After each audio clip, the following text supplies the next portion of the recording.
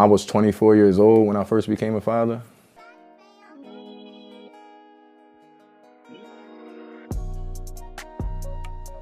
My name is Paul Johnson. My son's name is Kyan Reeves.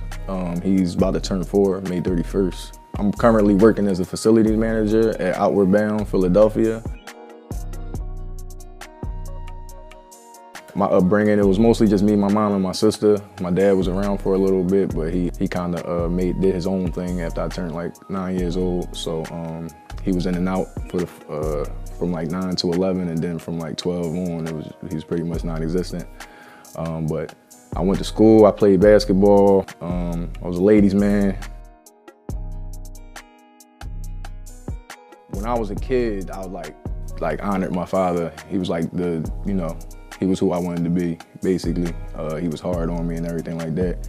But, around the time where he kind of like left and did his own thing, kind of just, our relationship kind of strayed from there. He came around for a little bit, and then after that, it was like, I didn't have a dad.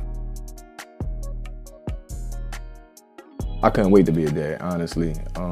Like I said, when I was younger, I really didn't have much of a relationship with my dad, so I wanted, to basically bring a son in this world. No discrimination against daughters, but I wanted to bring a son in this world and kind of give him everything that I thought I deserved from my father.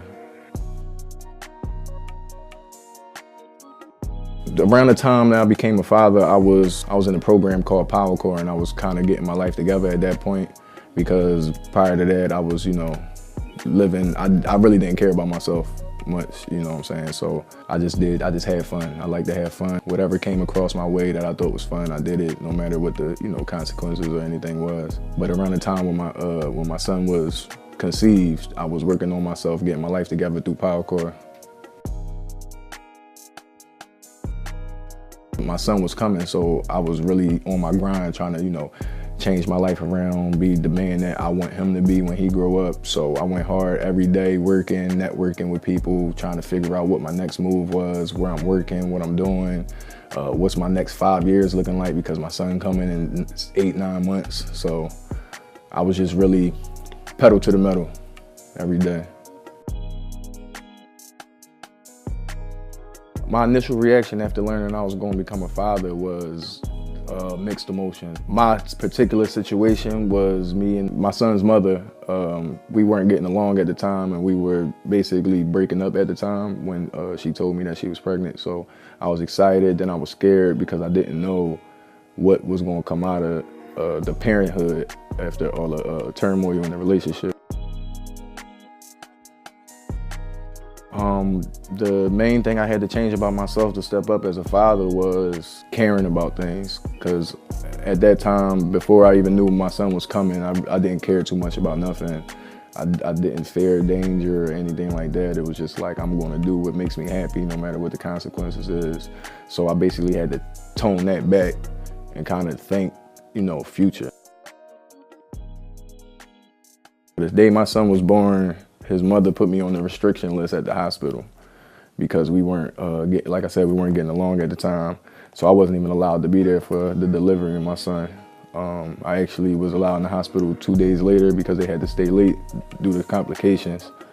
But when I got to see him, when I got to hold him for the first time, it was just like, couldn't take my eyes off of him. Like, this is real. Like, this is a little dude right here that came from me. It was just amazing. Well, the first time I got to see my son outside of the hospital was probably a week or two after he came home from the hospital, due to, the difficult relationship that me and his mother had. She really wasn't allowing me to come up there, but once she allowed me to come up there, I came up. I spent about 2 nights over there, and I was just basically attached to his hip, or made him attached to my hip. Like that first day when I first saw him, I just couldn't take my eyes off him.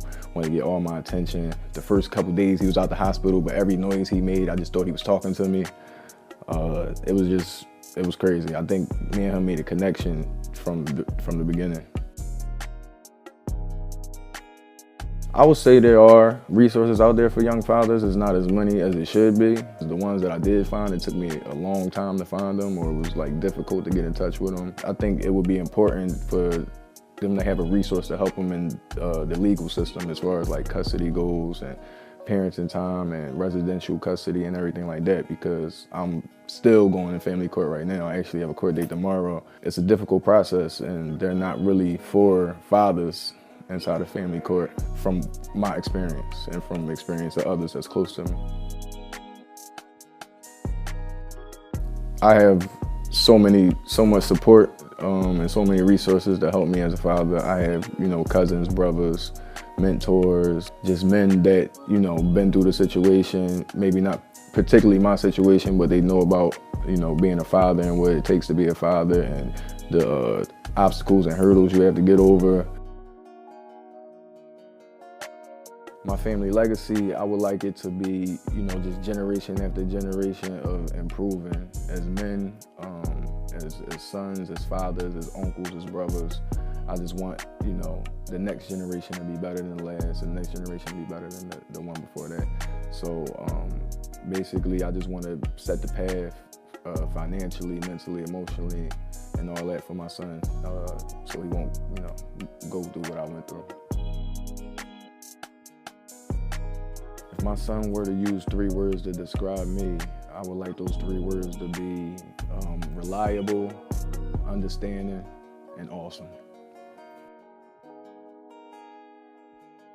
A lesson I would like my son to learn from my experience is, picking the right person to have children with, because, children are the future, and a lot of things are out here that taint children and manipulate the way they grow up and the way they feel as an adult. So I just want my son to be around the right people. What I want him to understand about money and finances is something I'm still trying to learn myself. Don't squander money away. Don't just, spend money on anything. Invest in yourself, invest in others that you see are, doing something positive. Put some away for my grandson or my grandchild. The relationship I have with my son's mom is very stressful. At times, even though I like to feel like I'm a strong guy and everything like that, and I'm able to deal with, my emotions and my mental health, the best way I can, but there's been times I've been, depressed, days I haven't eaten, so it's just because in my eyes, she's trying to, destroy the relationship that we have or keep it from growing. Because of, whatever we went through in our relationship, and it's just stressful to know that somebody's out there, really trying to put a divider in between me and my kid. I deal with it, as it comes, put one foot in front of the other, but I stay strong. I got good support. My mom support me, my sisters, my brothers, my girlfriend, all support me, and that keeps me going.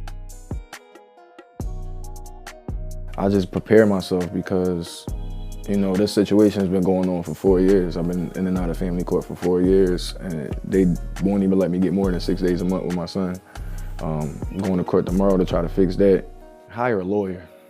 Yes, get a lawyer, get the best family court lawyer you can get, because the court systems is not going to work with you. They're going to work with her, even through the madness. And, just be strong. Be strong, keep your head up. One day when my son becomes a father, I want him to know that fatherhood isn't easy. It's very hard, a lot of late nights, doing things you never thought you were gonna do, having something that holds so much weight on your heart that everything that happens with him, you feel, no matter how far you are from him, but it's worth it. It's all worth it.